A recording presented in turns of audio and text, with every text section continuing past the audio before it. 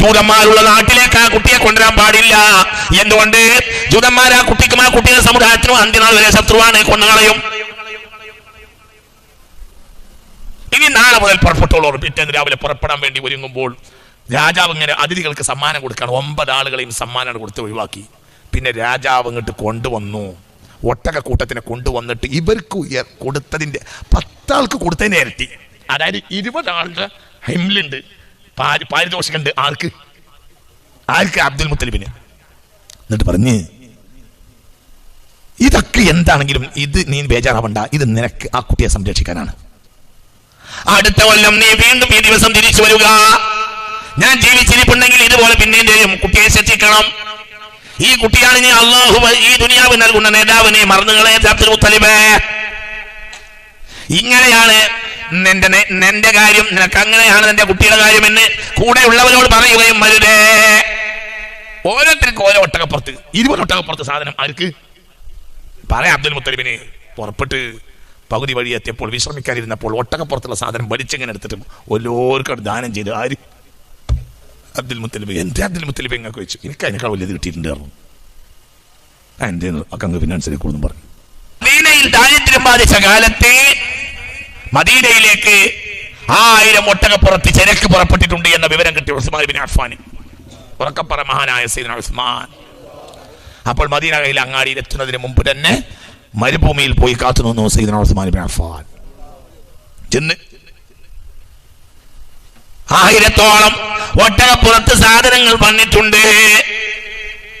അപ്പോൾ കച്ചവടക്കാരോട് ചോദിച്ച്, മദീന അങ്ങാടിയിൽ പോയി നിങ്ങൾ ബുദ്ധിമുട്ടണ്ട, ചരക്ക് എനിക്ക് വിറ്റാളേ, അതിന്റെ പണം ഞാൻ തന്നേക്കാം. നിങ്ങൾ ആഴ്ചക്കണക്കിന് കച്ചവടം ചെയ്യേണ്ട പണിയാണ്, നിങ്ങൾ ആഴ്ചക്കണക്കിന് കച്ചവടം ചെയ്യേണ്ടത് ഇതാ, ഞാൻ സമയം പെട്ടെന്ന് പൈസ തരാം, നിങ്ങൾ പോയിക്കോളി എന്ന് പറഞ്ഞു. അങ്ങനെ 1000 ഒട്ടകപ്പുറത്ത് വന്ന സാമാനത്തെ പൈസ കൊടുത്ത് വാങ്ങി സയ്യിദുനാ ഉസ്മാൻ ബിൻ അഫ്ഫാൻ റളിയല്ലാഹു അൻഹു. ഉസ്മാൻ ബിൻ അഫ്ഫാൻ 1000 ഒട്ടകത്തിന്റെ പുറത്തുള്ള ചരക്ക് മുഴുവനും ഇറക്കി വെപ്പിച്ച് അത് മദീനയിലേക്ക് വഹിപ്പിച്ച്. ഇത് മദീന അങ്ങാടിയിലേക്ക് അത് വഹിപ്പിക്കാൻ ഇങ്ങനെ ഒരുക്കുന്ന മദീനയിലെ കച്ചവടക്കാർ വന്ന്, ഉസ്മാനെ അങ്ങനെ നിങ്ങൾ ലാഭം ഉണ്ടാക്കണ്ട, ഞങ്ങൾക്കും വേണം, ഇത് ക്ഷാമകാലമാണ്, അതുകൊണ്ട് എന്ത് വിലക്കും ഞങ്ങൾ എടുക്കും, ഞങ്ങൾക്കും വേണം, നിങ്ങൾ ഒറ്റക്ക് പൈസ ഉണ്ടാക്കണ്ട, നിങ്ങൾ എത്ര തരും? ഞങ്ങളത് അതിൻ്റെ ഒരരട്ടിയും കൂടി തരാം, നിങ്ങൾ വാങ്ങിയതിൻ്റെ ഒരരട്ടി ഞങ്ങൾ തരാം, നല്ല ലാഭം കിട്ടും. ഇപ്പോൾ മദീനയിൽ എന്ത് പറഞ്ഞാലും വില കിട്ടും, എത്ര വിലക്കും ജനം വാങ്ങും, കാരണം ജനങ്ങൾക്ക് സാധനം ഇല്ലാതിരിക്കുകയാണ്, മദീനയിൽ ക്ഷാമമാണ്.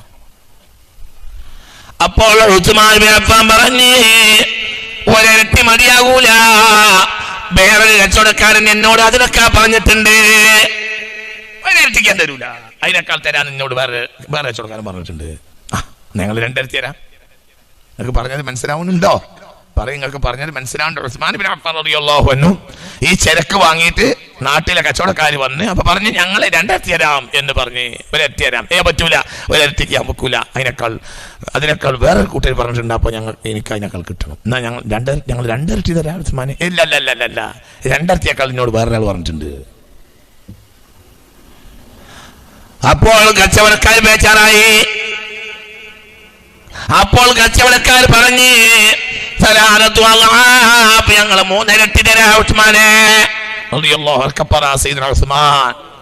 ഞങ്ങള് 3 ഇരട്ടി തരാ, അതുകൊണ്ട് നിങ്ങളത് ഞങ്ങൾക്ക് വിൽക്കി. അപ്പോൾ ഉസ്മാൻ പറഞ്ഞു,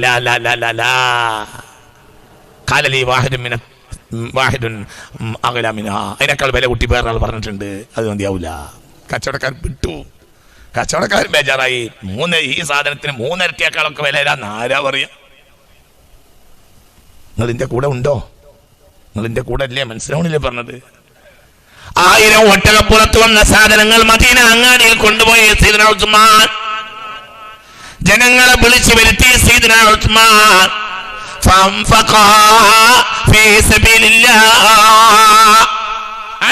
അങ്ങോട്ട് കൊടുത്ത്. അപ്പോ ഇരട്ടി പറഞ്ഞ കച്ചവടക്കാരൻ ആരാ? അല്ലാ, 1-ന് 10. നിങ്ങൾ എത്ര പറയുള്ളൂ? വേറെ വന്നാൽ 1-ന് 3 ഇരട്ടി എനിക്ക് വേറെ ആൾ പറഞ്ഞിട്ടുണ്ട്, അതിനേക്കാൾ 10 ഇരട്ടി, ചുരുങ്ങിയത് 10 ഇരട്ടി, 700 ഇരട്ടി വരെ തരും, ചിലപ്പോൾ 10 ഇരട്ടി, ചുരുങ്ങിയത് 10 ഇരട്ടി. അൽ ഹസനത്ത് ബിഅശ്രി അംസാലിഹ. 1-ന് 10 ഇരട്ടിനോട് വേറെ ആൾ പറഞ്ഞിട്ടുണ്ട്. ആളെ പറഞ്ഞില്ല, എത്രയൊന്നും പറഞ്ഞില്ല, ആയിരൊന്നും പറഞ്ഞില്ല. മദീന അങ്ങാടിയിൽ കൊണ്ടുപോയിട്ട് ദാനം ചെയ്തു സയ്യിദുനാ ഉസ്മാൻ. അപ്പോൾ എന്തു കൈ കിട്ടിയത് കൊടുക്കുന്ന സ്വഭാവമാണ് സയ്യിദുനാ ഉസ്മാൻ. ഇതെല്ലാം ഔലിയാക്കൾക്ക് ഉണ്ടാവും. ഔലിയാക്കൾക്ക് സിദ്ഖ് ഉണ്ടാവും, അദിൽ ഉണ്ടാവും, ഇൻഫാഖ് ഉണ്ടാവും. എന്ത് കൊടുക്കാൻ മടി ഉണ്ടാവില്ല, എന്തും കൊടുക്കും. പിന്നെ അവർക്ക് ശജാഅത്തു അലി ഇബ്നു അബീ ത്വാലിബിന്റെ ധീരതയുണ്ടാവും. അല്ലാഹു തൗഫീഖ് തരട്ടെ. ധീരതയുണ്ടാവും. എല്ലാവരും പിന്തിരിഞ്ഞോടുമ്പോൾ അവർ മുന്നേക്ക് പാഞ്ഞു വരും. ബഹുമാനപ്പെട്ട മൗലവി ദബീല ഖുത്ബുസ്സമാനെ പോലെ ഉറക്കപ്പറ റളിയല്ലാഹു അൻഹു മുത്ത് മുഹമ്മദ് മുസ്തഫയിൽ നിന്ന് കിട്ടിയതാണത്. അന നബിയുൽ ലാ കദിബ് അന ബിനു അബ്ദിൽ മുത്തലിബ് അന നബിയുൽ ലാ കദിബ് അന ബിനു അബ്ദിൽ മുത്തലിബ്. എല്ലാവരും പിന്തിരിഞ്ഞോടുമ്പോൾ മുന്നോട്ട് പാഞ്ഞു വരും മുഹമ്മദ് മുസ്തഫ. ഷജാഅത്താണ്, അതിന്റെ ആളാണ് സയ്യിദുനാ അലിയുൽ മുർത്തള. ഇതെല്ലാം ഔലിയാക്കളിൽ മേരിക്കും. അവർക്ക് ധീരത ഉണ്ടാവും. അവർ അള്ളാഹ്ക്ക് വേണ്ടി ഒരാളെ മുന്നിൽ കുഴഞ്ഞു പറയില്ല, വളഞ്ഞോത്തി നിൽക്കൂല, നടക്കണമെന്നോട്ടെ, അവർക്ക് പേടി ഉണ്ടാവില്ല. കൈ കിട്ടിയത് കൊടുക്കാൻ അവർക്ക് മടി ഉണ്ടാവുകയില്ല. കാന അജ്വദൻ നാസ് മുഹമ്മദ് മുസ്തഫ. കാന അജ്വദൻ നാസ് ബിൽ ഖൈരി മിന റീഹിൽ മുർസല. അഴിച്ചുവിട്ട കാറ്റിനേക്കാൾ ധർമ്മം കൊടുത്ത ആളാണ് മുഹമ്മദ് മുസ്തഫ, മുത്ത് മുഹമ്മദ് മുസ്തഫ. ഇതൊക്കെ അവരിൽ മേളിച്ച് സിദ്ഖുണ്ട്, അദിലുണ്ട്, അദാലത്തുണ്ട്, ഇൻഫാഖ് ഉണ്ട്, ശജാഅത്തുണ്ട്. ഇത് ഏത് ഔലിയായിലും കാണാൻ കഴിയും.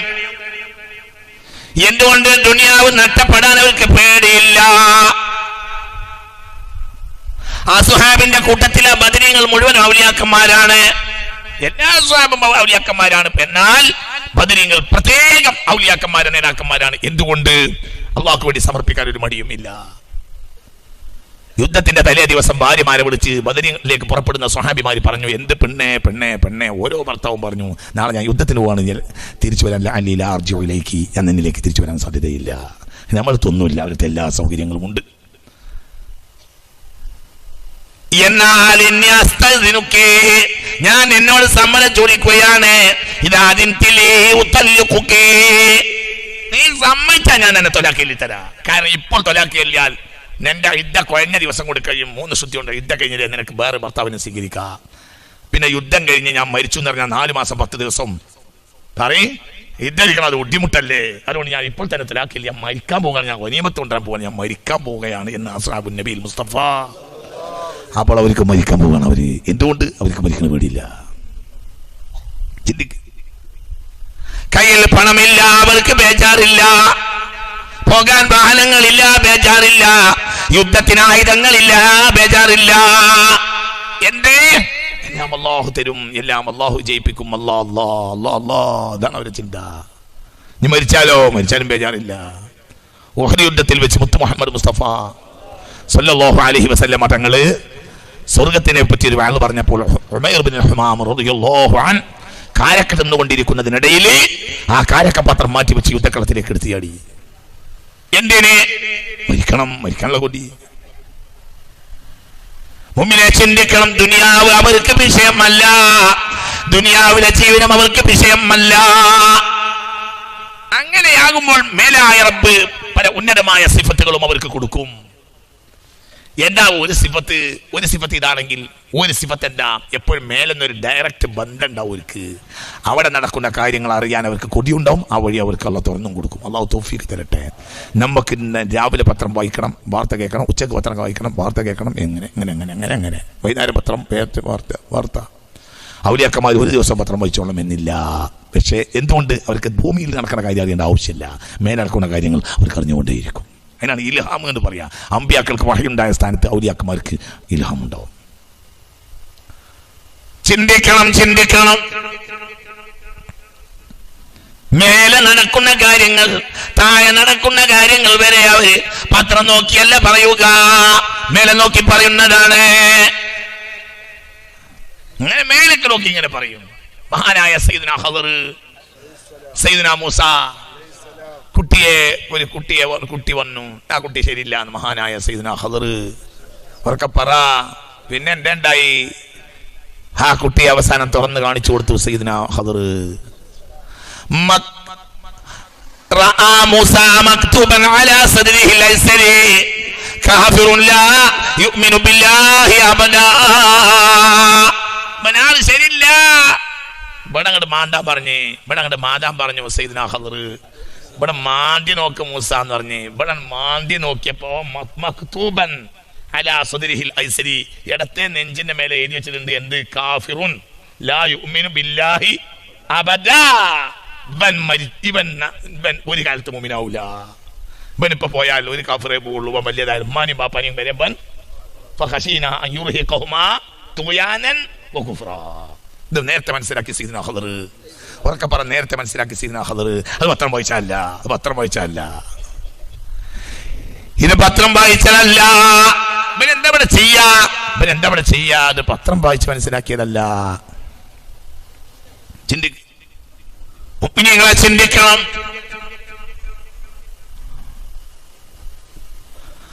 ഫ്രാൻസിസ് റോട്ടിൽ കിടക്കുന്ന മുഹമ്മദ് ബിൻ അലാവുദ്ദീന്റെ ഉമ്മാന്റെ ബാപ്പ തന്റെ മകൾക്ക് ഒരു കല്യാണ അന്വേഷണം വരുമ്പോൾ എല്ലാം പറയും, ഇല്ല ഇല്ല, ഒരാൾ വരുന്നുണ്ട്, ഒരാൾ വരുന്നുണ്ട്, അയാൾ കിട്ടിക്കോളും, അയാൾ കിട്ടിക്കോളും. കാര്യം അങ്ങനെ കഴിഞ്ഞു. ഒരാൾ കയറി വന്നു, ഹൈംസിൽ നിന്നാ വന്നത്. ഒരാള് വന്ന പിന്നെ നേരം വൈകിയില്ല, വേഗം മഹറുണ്ടോന്ന് ചോദിച്ചുകൊണ്ട് ഇതാ വേഗം കെട്ടി. മനസ്സിലായില്ല, അലാവുദ്ദീന്റെ മകനാണ് ഫ്രാൻസിസ് റോട്ടിൽ കിടക്കുന്ന മുഹമ്മദ് ബിൻ അലാവുദ്ദീൻ ഹംസി. അവരാണ് ഷെയ്ഖിന്റെ പള്ളി കിടക്കുന്ന ഷെയ്ഖ്. അവരുടെ ഉമ്മാന്റെ ബാപ്പ, അവരെ ബാപ്പ അലാവുദ്ദീൻ കല്യാണം കഴിക്കുന്ന സമയത്ത് വല്യാപ്പ, അതായത് അലാവുദ്ദീൻ അമ്മോശാക്ക ആയ ഈ മനുഷ്യൻ മകൾക്ക് നേരത്തെ പല കല്യാണം ഇത് കെട്ടിച്ചു കൊടുക്കില്ല. ഒരാൾ വരുന്നുണ്ട്, ഒരാൾ വരുന്നുണ്ട്, ഒരാൾ വരുന്നുണ്ട്, ഒരാൾ വരുന്നുണ്ട്. അങ്ങനെ വന്ന് അലാവുദ്ദീൻ വന്നു. ഉടനെ ചോദ്യമല്ല പറച്ചിലില്ല, കെട്ടിച്ചു കൊടുത്തത്. ചില്ലറ ദിവസം പിന്നെ അവിടെ അലാവുദ്ദീനെ കണ്ടു. അതിൻ്റെ ഇടയ്ക്ക് പെണ്ണിന് ഗർഭമായി. പിന്നെ അലാവുദ്ദീൻ ആരും കണ്ടിട്ടില്ല. അലാവുദ്ദീൻ പോയി.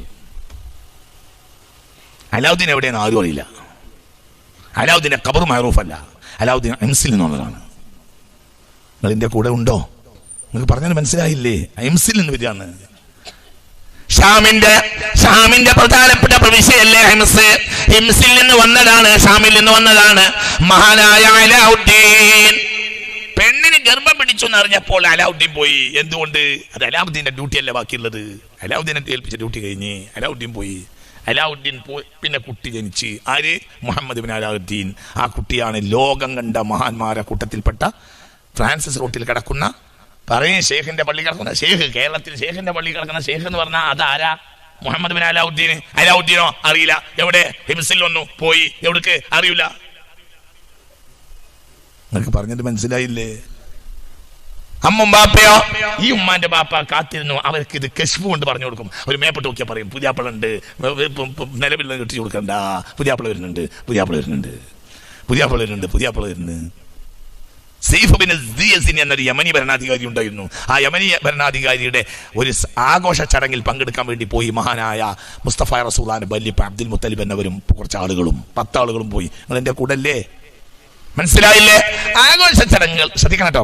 വളരെ ഗൗരവമുള്ള ഒരു പാഠമാണത്.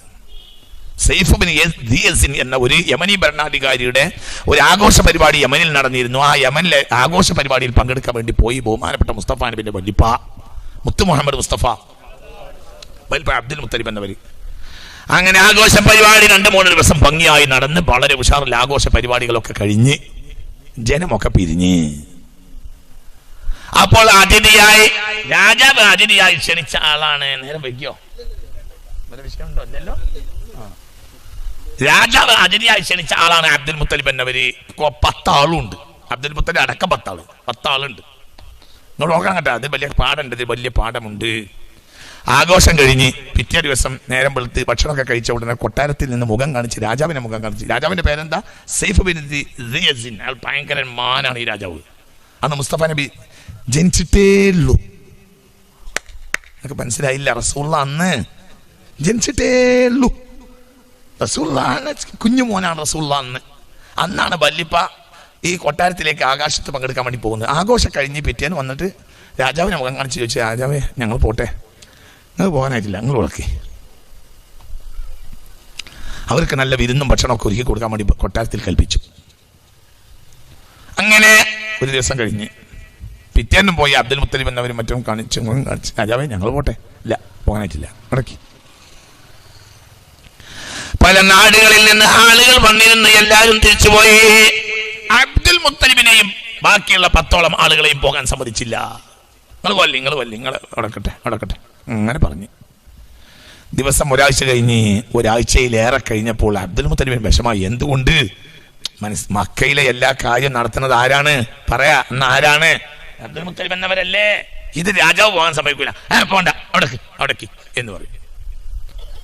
ഒരു ദിവസം ഉച്ചഭക്ഷണം കഴിഞ്ഞ്, അന്നും രാജാവിന്റെ അടുത്ത് മുഖം കാണിച്ചിട്ടുണ്ട് രാവിലെ. ഇല്ല, പറയാനാവുമ്പോ ഞാൻ പോകാനാവുമ്പോ പറയാം, കണക്കട്ടെ. ഉച്ചഭക്ഷണം കഴിഞ്ഞിട്ട് ഒന്നിങ്ങനെ വിശ്രമിക്കുകയാണ് അബ്ദുൽ മുത്തലിബ് എന്നവർ. പെട്ടെന്ന് രാജഭൃത്തൻ വന്നിട്ട് പറഞ്ഞു, നിങ്ങൾ രാജാവ് വിളിക്കേണ്ടതാണ്. മറ്റുള്ള വിരുന്നുകാരൊക്കെ ഉറങ്ങണ സമയമാണ്. അങ്ങനെ നേരെ രാജാവ് കൊട്ടാരത്തിന്റെ ഉള്ളിലെ മുറിയിലേക്ക് കൊണ്ടുപോയിട്ട് വാതിലാണ് കുറ്റിട്ട്, നിങ്ങൾ ഇതിന്റെ കൂടെ ഉണ്ടാ, മനസ്സിലായില്ലേ? രാജാവ് കൊട്ടിട്ടിട്ട് ചോദിച്ച്, ഹല്ലക്ക ഇബ്നുൻ ഇസ്മുഹു മുഹമ്മദ്, മുഹമ്മദ് കാര്യ കുട്ടിയില്ലേ? ഉണ്ട്. ഫഖാലല്ല തക്രീബ്, ഇന്നോണയാണ് പറയുന്നത്. ഫഇന്നഹു ഹഫീദുക. മനസ്സിലായില്ല? വർത്താന ഭയങ്കര അത് പറഞ്ഞാൽ മനസ്സിലായില്ല. ഒരു ഉച്ച നേരത്ത് ഭക്ഷണം കഴിച്ചിങ്ങനെ വിശ്രമിക്കുമ്പോൾ രാജാവ് വൃത്യൻ പറഞ്ഞു. വൃത്യൻ വന്ന് രാജകൊട്ടാരത്തിന്റെ ഉള്ളിലെ മുറിയിൽ കയറിയിട്ട് വാതിലടച്ച് കുത്തിയിട്ട് രാജാവ് ഇങ്ങോട്ട് വാ, അബ്ദുൽ മുത്തലിബിനെ കൊണ്ടുപോയി. നേര് പറഞ്ഞു, അല്ല ഇബ്നു ഇസ്മുഹു മുഹമ്മദ്, നിനക്ക് മുഹമ്മദ് എന്ന പേരിൽ കുഞ്ഞുകുട്ടിയില്ലേന്ന് ചോദിച്ചു. കാലന അതേ ഉണ്ട്. അപ്പോൾ പറഞ്ഞു, തെക്രീബ്, ഇതൊന്നും അറിയാം. ഇല്ല, ഫഇന്നഹു ഹഫീദുക, അത് നിന്റെ പേരക്കുട്ടിയാണ്. അതെ, പക്ഷെ ഞാനാണ് ഉത്തരവാദിത്തം ഏറ്റത്, അതുകൊണ്ട് എൻ്റെ കുട്ടി തന്നത്. ഓ ശരിയായി. പിന്നെ അങ്ങനെ ചോദിച്ച് മണി ഒക്കെ പറഞ്ഞ് അപ്പോൾ കൂട്ടിയാൽ പിടിച്ച്, ഇതാണ് വാക്യം. എന്നെ കണ്ടപ്പോൾ തന്നെ എനിക്കറിയാം ശിവാക്യവാനാണ്.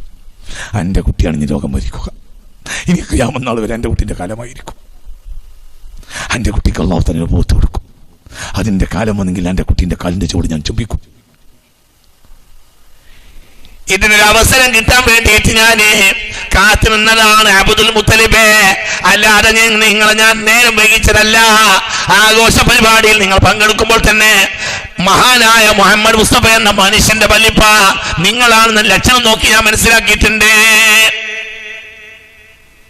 അതുകൊണ്ട് പറഞ്ഞ് ഇനി ഞാൻ പറയാൻ പോലെ ശ്രദ്ധിച്ചോ, എന്റെ കുട്ടി അത്ര വലിയ മഹാനാകുന്ന ആളാണെന്ന്. ലാ തഖുൽ അസ്ഹാബിക, ഇവിടെ ഒപ്പം വന്ന ആളുകളോട് പോലും നീ പറയാൻ പാടില്ല. ഫഇന്നഹും യഹ്സദൂന അലൈഹി, അസൂയ വെക്കും. നിങ്ങൾക്ക് പറഞ്ഞത് മനസ്സിലായില്ലേ? ജൂതന്മാരുള്ള നാട്ടിലേക്ക് ആ കുട്ടിയെ കൊണ്ടുവരാൻ പാടില്ല. എന്തുകൊണ്ട്? ജൂതന്മാർ ആ കുട്ടിക്കും ആ കുട്ടിയുടെ സമുദായത്തിനും അന്ത്യനാൾ വരെ ശത്രുവാണ്, കൊന്നുകളയും. ഇനി നാളെ മുതൽ പുറപ്പെട്ടോളൂ. പിറ്റേന്ന് രാവിലെ പുറപ്പെടാൻ വേണ്ടി ഒരുങ്ങുമ്പോൾ രാജാവ് ഇങ്ങനെ അതിഥികൾക്ക് സമ്മാനം കൊടുക്കണം. 9 ആളുകളെയും സമ്മാനം കൊടുത്ത് ഒഴിവാക്കി. പിന്നെ രാജാവ് ഇങ്ങോട്ട് കൊണ്ടുവന്നു, ഒട്ടകക്കൂട്ടത്തിനെ കൊണ്ടുവന്നിട്ട് ഇവർക്ക് കൊടുത്തതിൻ്റെ 10 ആൾക്ക് കൊടുത്തതിൻ്റെ ഇരട്ടി, അതായത് 20 ആളുടെ ഹിംലുണ്ട്, പാരിതോഷിക്കുണ്ട്. ആർക്ക്? അബ്ദുൽ മുത്തലിബിന്. എന്നിട്ട് പറഞ്ഞ്,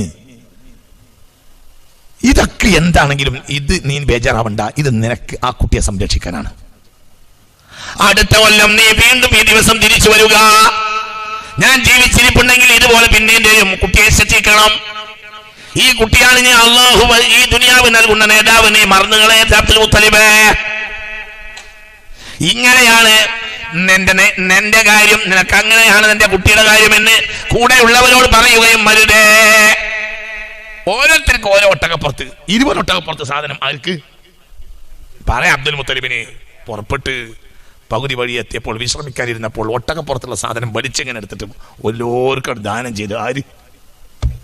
അബ്ദുൽ മുത്തലിബ്. എന്തേ അബ്ദുൽ മുത്തലിബ് എങ്ങൾക്ക് വെച്ചു? എനിക്ക് അതിനേക്കാൾ വലിയത് കിട്ടിയിട്ടുണ്ട് പറഞ്ഞു. എൻ്റെ ഒക്കെ അങ്ങ് പിന്നെ മനസ്സിലാക്കോളെന്ന് പറഞ്ഞു. ആരാണത്? എനിക്ക് ഇതിനേക്കാളൊക്കെ വലിയത് കിട്ടിക്കഴിഞ്ഞിട്ടുണ്ട് പറഞ്ഞു. അത് നിങ്ങൾ കാണാത്തതാണെന്ന് പറഞ്ഞു. അതെന്താ ഇപ്പൊ പറയാനായിട്ടില്ല. ആരാണെന്നിധി? മുഹമ്മദ് മുസ്തഫ. ഇതെങ്ങനെ ഈ സൈഫ് ബിൻ ദിയസിന് മനസ്സിലായത്? അതെന്തേ? അള്ളാഹുമായി ബന്ധമുള്ളവർ ഏത് കാലഘട്ടത്തിലുണ്ടാവും. അവര് ചിലപ്പോൾ തോട്ടിപ്പണി എടുക്കും, ചിലപ്പോൾ രാജാവിനോട് എടുക്കും, 4 ഔലിയാക്കന്മാരെ എടുക്കും. ഔലിയാക്കന്മാരെ കൂട്ടത്തിൽ തോട്ടികളുണ്ട്. നിങ്ങൾക്ക് പറഞ്ഞത് മനസ്സിലായില്ലേ? ഔലിയാക്കന്മാരെ കൂട്ടത്തിൽ കുതിരച്ചാണകം വാരി ജീവിച്ചവരുണ്ട്. കുതിരലായത്തുനിന്ന് കുതിരന്റെ ചാണകം നീക്കുന്ന പണിയെടുത്ത ഔലിയാക്കന്മാരുണ്ട്. രാജകൊട്ടാരത്തിൽ രാജാവായി നടന്ന ഔലിയാക്കളും ഉണ്ട്. ഒക്കെ ഉണ്ട്.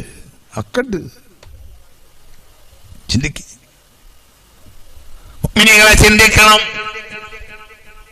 അങ്ങോട്ട് ഇങ്ങോട്ടിട്ട്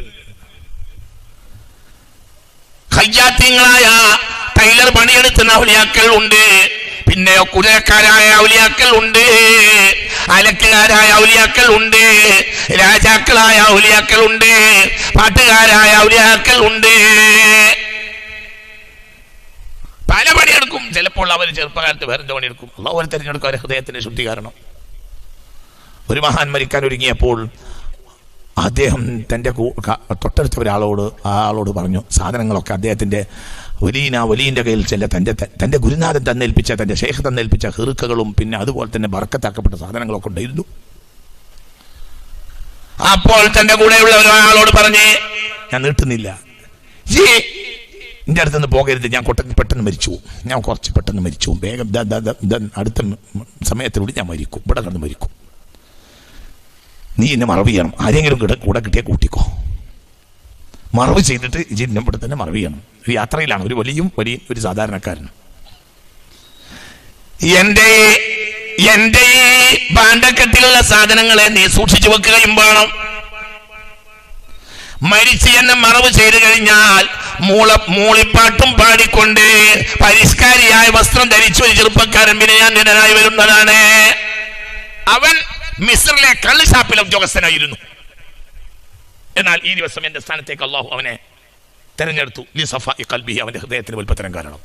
ഇന്നു മുതൽ അവൻ എല്ലാം ഒഴിവാക്കി. ഒരു സെക്കൻഡ് കൊണ്ട് അവന്റെ സ്ഥാനത്തേക്ക് ഉയർത്തപ്പെടും. അള്ളാഹു നമുക്ക് അങ്ങനെ ഉണ്ടാവും. മുഅ്മിനീങ്ങൾ ചിന്തിക്കണം.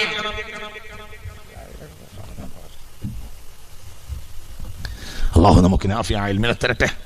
എല്ലാം അങ്ങോട്ടും ഇങ്ങോട്ടൊക്കെ സംഭവിക്കും.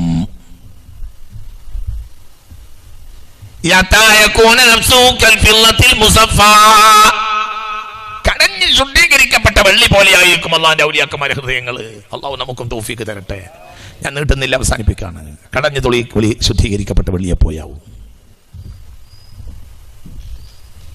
അവര് ആകാശത്തും മേലും ഭൂമിക്ക് താഴെയും അവരെ കുടിനീളം അതീരെ ഉള്ളോര്.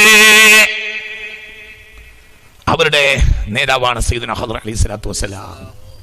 ആയുസ്സിൽ ഒരിക്കൽ ഖദർ അലൈഹി സ്വലാത്തു വസ്സലാമിനെ കാണാൻ കൊതിച്ചണക്കാണ് നമ്മൾ. എന്നാൽ ഖദർ അലൈഹി സ്വലാത്തു വസ്സലാമിനെ ദിനം പ്രതി കാണുന്ന ആളുകളെ എനിക്കറിയും. ജീവിച്ചിരിക്കുന്നവരിലും ഉണ്ട്, വെറുതെ പറയുന്നതല്ല. അങ്ങനെയൊക്കെ ഉണ്ട്. അല്ലാഹു തആലാന്റെ തൗഫീഖ്. ചില വിഭാഗം ആളുകളുണ്ട്, അവർ ജീവിച്ചിരിക്കുന്നവർ ദിവസം പ്രതി കാണും. മഹാനായ സയ്യിദുനാ ഖദർ അലൈഹി സ്വലാം, വർക്കപ്പറ സയ്യിദുനാ ഖദർ അലൈഹി സ്വലാം. അങ്ങനെ സംഭവിക്കാം. ഹബീബായ നബിയെ ഖലത്തിൽ കാണും, മനാമിൽ കാണും, സ്വപ്നത്തിൽ കാണും, അല്ലാതെയും കാണും. മുത്ത് മുഹമ്മദ് മുസ്തഫ എവിടെയും കാണും, ഏതും നടക്കും. നാളെ എന്താ ചെയ്യേണ്ടത്? അല്ലാഹുവിന്റെ ഹബീബിനോട് എന്ത് ചോദിച്ചിട്ട് നാളെ അവർ ചെയ്യുള്ളൂ? നിങ്ങൾ ചിന്തിക്കേ. ഞാൻ അവസാനിപ്പിക്കുകയാണ്. ഹൃദയത്തിന്റെ വിശുദ്ധീകരണമാണ് കാരണം. അപ്പൊ ദാലിങ്ങളുടെ കൂട്ടത്തിലേക്ക് ചില ആളുകളെ അള്ളാഹു തെരഞ്ഞെടുക്കും. ഒരു പക്ഷേ നേരത്തെയുള്ള ജീവിതം അത്ര നന്നായിക്കൊള്ളണമെന്നില്ല, പിന്നെ അവർ അള്ളാഹു നന്നാക്കുകയും ചെയ്യും. ആ സ്വഹാബിൽ പലരും അങ്ങനെയല്ലേ? ലോകത്തുന്നതമായ ദറജല്ലേ സ്വഹാബിയുടെ ദറജ. അവരിൽ ചില നേരത്തെ പല ജാതി അബദ്ധങ്ങളിൽപ്പെട്ടവരല്ലേ? പക്ഷേ ഒരു സെക്കൻഡ് കൊണ്ട് അള്ളാഹുവിന്റെ ഹബീബിന്റെ സാമീപ്യം കൊണ്ട് അള്ളാഹുവിനെ ഉയർത്തി. ഇങ്ങനെ തന്നെ അള്ളാഹുവിന്റെ പ്രത്യേകമായ ചില കാര്യങ്ങൾ കാരണം അള്ളാഹു തആല അവരെയും ഉയർത്തും. അള്ളാഹു നമ്മളെയും ഉയർത്തി തരട്ടെ. ഈ ജനതയുടെ ഖിയാമത്ത് നാൾ വരെ നിലനിൽക്കും. അവരുടെ നേതാവാണ് ഇമാം മഹ്ദി. അവരിലേക്കാണ് ബഹുമാനപ്പെട്ട സയ്യിദുനാ ഈസ ഇറങ്ങി വരിക. ഇനി അവർ അവസാനിച്ചു എന്ന് വിചാരിക്കണ്ട. തിരുപ്പഞ്ചി മുഹമ്മദ് മുസ്ലിയാരെ പോലത്തെ ആളുകൾ അവസാനിച്ചു എന്ന് വിചാരിക്കണ്ട. ഇനിയും വരും. അതെന്തിന്റെ വൽപ്പത്തരമാണ്? അത് ഖീമത്തു ദീനി മുഹമ്മദിൻ. അല്ലാഹ് അത് ഹബീബായ നബിയുടെ ദീനിന്റെ വിലയാണ്. ആരും വിചാരിക്കണ്ട ഇനി ഔലിയാക്കന്മാരുണ്ടാവില്ല. ഔലിയാക്കന്മാരും അവസാനത്തെ മുഅ്മിൻ മരിക്കുന്നത് വരെ ഔലിയാക്കൾ ഉണ്ടാവും ഭൂമിയിൽ. അത് റസൂലുള്ളാഹിന്റെ വിലയാണ്, നമ്മുടെ വിലയല്ല, റസൂലുള്ളാഹിന്റെ വിലയാണ്. ഔലിയാക്കന്മാരെ വിലയാണ്, ഔലിയാക്കന്മാരെ വിലയല്ല. അത് മുത്ത് മുഹമ്മദ് മുസ്തഫാന്റെ വിലയാണ്. വർക്കപ്പറ മുഹമ്മദ് മുസ്തഫ അവരെ കൂട്ടത്തിൽ അല്ലാഹു തആല വലിയ മഹാന്മാരാക്കിയ ആളുകൾ ഉണ്ടാവും. ചിന്തിക്കണം, വളരെ ചിന്തിക്കണം. അവർ അല്ലാഹുവിന്റെ അടിയാറുകളായി ജീവിക്കും, ലോകത്തിന് സേവനം ചെയ്യും. ഒരു കൂലിയും അവർ ആഗ്രഹിക്കുകയില്ല. കൂലി കിട്ടിയാൽ അവർക്ക് വിഷയമല്ല, അവർ കിട്ടിയില്ല വിഷയമല്ല. സുൽത്താനു താരിഖീൻ എന്ന പേരല്ലേ? ബൽഖയിലെ രാജാവ് വലിയല്ലേ? സുൽത്താനു താരിഖീൻ എന്ന പേരല്ലേ? ബൽഖയിലെ രാജാവിന്റെ പേരല്ലേ? എന്താണ് അവരുടെ യഥാർത്ഥ നാമം? മഹാനായ ഇബ്രാഹിമുൽ അദ്ഹം. മഹാനായ ഇബ്രാഹിമുൽ അദ്ഹം, സുൽത്താനു താരിഖീൻ, ഉപേക്ഷിച്ചവരുടെ രാജാവ്. സുൽത്താൻ താരിഖീൻ, ഉപേക്ഷിച്ചവരുടെ രാജാവാണ് സയ്യിദുനാ ഇബ്രാഹിമുൽ അദ്ഹം. ബൽഖയിലെ ചക്രവർത്തിയാണ്. പിന്നെ ഒന്നും കയ്യിലില്ലാതെ ആവറത്ത് മാത്രം മറക്കുന്ന വസ്ത്രവും കൊണ്ട് നാടാകെ ഓടിയത്. എന്തുകൊണ്ട്? ദുനിയാവിന്റെ വിലല്ലായി മനസ്സിലായി. അതിന് അല്ലാഹു തആല അവരെ തിരഞ്ഞെടുക്കുകയും ചെയ്യും. അവർക്ക് ചില അടയാളങ്ങളെ അല്ലാഹു തആല കാട്ടിക്കൊടുക്കുകയും ചെയ്യും. ചിന്തിക്കണം. അള്ളാഹുവിന്റെ മാരിഫത്തിന്റെ ഇൽമ കിട്ടണമെന്ന കൊടി ഉണ്ടായിരുന്നു ഇബ്രാഹിമിന്. റളിയല്ലാഹു അൻഹു അള്ളാഹിനെ പറ്റി പഠിക്കണം, അള്ളാഹിനെ അറിയണമെന്ന പൂതി ഉണ്ടായിരുന്നു. അതാലോചിച്ച് നടക്കുകയാണ് ഇബ്രാഹിം റളിയല്ലാഹു അൻഹു.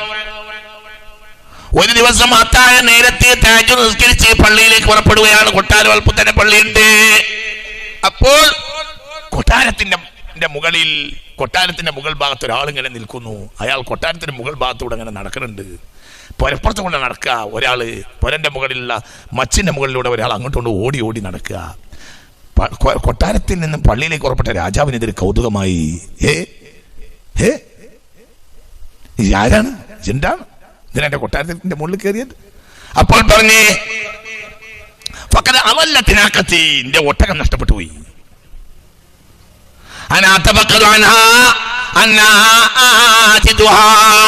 എവിടെ എന്റെ ഒട്ടകം കിട്ടുമെന്ന് ഞാൻ ഒട്ടകത്തെ അന്വേഷിക്കാണ്. അപ്പോൾ പറഞ്ഞു, എടാ വിട്ടിയായ മനുഷ്യ, കൊട്ടാരത്തിന്റെ മുകളിൽ മോന്തായിട്ട് കയറിയിട്ട് അങ്ങോട്ട് കൂടെ നടന്നുകൊണ്ട് ഒട്ടകത്തിന് കിട്ടുമോ? അപ്പോൾ പറഞ്ഞു, വിട്ടി എന്ന് പറഞ്ഞാൽ ഇന്നെ അല്ല നല്ലത്, ഇന്നേക്കാൾ വലിയ വിട്ടിയാണ് നിങ്ങൾ. കാരണം കൊട്ടാരത്തിലെ രാജാവായി ഇരുന്നുകൊണ്ട് അള്ളാഹിനെ തിരിയാന്ന് വിചാരിച്ച് നിങ്ങൾ നടന്നാൽ നിങ്ങൾ ഇന്നേക്കാളും വലിയ പൊട്ടനായിരിക്കും എന്ന് പറഞ്ഞു. അപ്പൊ തല്ലുള്ളുകൾ കത്തി, പണിയുണ്ട് ഒഴിവാക്കി. പിന്നെ സുൽത്താൻ താരിഖീനായി, എല്ലാം ഒഴിവാക്കി. ബൽഖയിലെ ചക്രവർത്തി സ്ഥാനം ഒഴിവാക്കിയിട്ട് അള്ളാഹിനെ തേടി നടന്നു മഹാനായ ഇബ്രാഹിം അദ്ഹം റളിയല്ലാഹു അൻഹു. അള്ളാഹു സുബ്ഹാനഹു വ തആല നമ്മളെ നന്നാക്കി തരട്ടെ. അപ്പം ഞാൻ ഏത് കാലഘട്ടത്തിൽ ഇങ്ങനത്തെ ആളുകളുണ്ടാവും? ഇന്നുമുണ്ട്. ഇല്ലെങ്കിൽ ഇതൊക്കെ പുണ്യാടും. ഇന്നും അള്ളാഹിനെ ഒഴിവാക്കും. അങ്ങനത്തെ മനുഷ്യന്മാരൊക്കെ ഇന്ന് ഇവിടെ ജീവിച്ചിരിപ്പുണ്ട്. നിങ്ങൾക്ക് വിചാരിക്കേണ്ട അവരൊക്കെ കഴിഞ്ഞു. അതൊക്കെ വെറും വർത്തമാനമാണ്. നിങ്ങളതൊന്നും വിചാരിക്കേണ്ട. അങ്ങനത്തെ മനുഷ്യന്മാരൊക്കെ ഇന്ന് ഇവിടെ ജീവിച്ചിരിപ്പുണ്ട്. ഇനി അത് കഴിഞ്ഞു എന്ന് വിചാരിക്കേണ്ട. പബ്ലിക്കിൽ കഴിഞ്ഞിട്ടുണ്ടാവും. എന്നാൽ ചുവന്ന ഗന്ധകം എന്ന സാധനം നാട്ടിൽ കിട്ടും. അതിവിടെ ഉണ്ട് താനും. നമ്മൾ പെട്ടെന്ന് അങ്ങനെ കിട്ടിക്കോളാം എന്നില്ല. പക്ഷെ സാധനം ഉണ്ട്, കിട്ടും. നാട്ടിലുണ്ട്, പേടിക്കണ്ട. നാട്ടിലുണ്ട്, നമ്മൾ കാണില്ല എന്നേ ഉള്ളൂ. സാധനം ഉണ്ട്.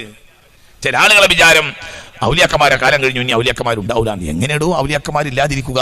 ലോകം കണ്ട വലിയല്ലേ ഇനി വരാൻ പോണത് ഇമാം മഹ്ദി റളിയല്ലാഹു അൻഹു. ആരാണവര്? നുള്ള മഹത്വവും റിഫായി ശൈഖിനുള്ള മഹത്വവും പിൽക്കാലഘട്ടക്കാർക്കുള്ള മഹത്വവും എല്ലാം യോജിച്ച മഹാനാണ്, എല്ലാം മികച്ച മഹാനാണ്. ആര്? ഇമാം മഹ്ദി. എല്ലാം അവരിൽ വിളിക്കും. മെലിഞ്ഞ വലിയല്ല, കാമിലായ വലിയാണ്. നാക്കിസായ വലിയല്ല, കാമിലായ വലിയാണ്. കാമിലായ ശൈഖാണ്, കാമിലായ വലിയാണ് ബഹുമാനപ്പെട്ട ഇമാമുൽ മഹ്ദി. അതിന് തിരിയല്ലോ. അപ്പോൾ കാലം അധികരിച്ചൊക്കെ പോയി ഇനി വലിയ ഔലിയാക്കന്മാരൊന്നും ഉണ്ടാവില്ല എന്ന് ഒരിക്കലും പറയരുത്. അത് അള്ളാഹുവിന്റെ കഴിവിനെ ചോദ്യം ചെയ്യലാണ്. അള്ളാഹു തആല നമ്മളെ കാത്തിരക്ഷിക്കട്ടെ. അത് ഖീമത്തു ദീനി മുഹമ്മദിൻ, മുസ്തഫ നബിയുടെ ദീനിന്റെ വിലയാണ്. ഏത് കാലത്ത് ഔലിയാക്കന്മാരുണ്ടായിരിക്കും. അവർക്ക് മുകളുമായി ബന്ധമുണ്ടാവും. എന്ത് നടക്കുന്ന കാര്യം ഒരു മുകളിലത്തെ കാര്യം, ഭൂമിയിൽ നടക്കുന്ന കാര്യം ഒരു സെക്കൻഡോട് പറയും. എന്തും പറയും. ഏത് കാര്യം അവർക്ക് നിയന്ത്രിക്കാൻ കഴിയും. കടൽ കയറിയപ്പോൾ മഹാനായ വലക്കൽ ബാലവി മുല്ലക്കോയത്തങ്ങള് ബഹുമാനപ്പെട്ടവര് പുതിയങ്ങാടി കടപ്പുറത്ത് നിന്ന് കടലിനെ നിയന്ത്രിച്ചില്ലേ? എത്ര ആളുകളുണ്ട് അങ്ങനെ കടലിനെ നിയന്ത്രിച്ചവര്? എത്ര ആളുകളുണ്ട് കടൽ നിയന്ത്രിച്ച ഔലിയാക്കന്മാര്? എന്തുകൊണ്ട്? അവർക്ക് കടലിനെ നിയന്ത്രിക്കാൻ കഴിയും, അവർക്ക് കാറ്റിനെ നിയന്ത്രിക്കാൻ കഴിയും, അവർക്ക് എന്തിനും കഴിയും. എന്തുകൊണ്ട്? അവർ അള്ളാഹുവിന്റെ ഖലീഫമാരാണ്. അള്ളാഹു തആല അവരിലേക്ക് നമ്മൾ ചേർത്ത് തരട്ടെ. അവരെ ആക്ഷേപിക്കരുത്, അവരെ കുറ്റം പറയരുത്, അവരെ പറ്റി മോശം പറയൽ ദുനിയാവിന്റെ അഹ്ലുകാരുടെ പണിയാണ്. ആ ദുനിയാവിന്റെ അഹ്ലുകാരാണ് ബിദ്അത്തിന്റെ കക്ഷികൾ. അള്ളാഹു നമ്മളെ കാത്തിരക്ഷിക്കട്ടെ. പ്രത്യക്ഷത്തിൽ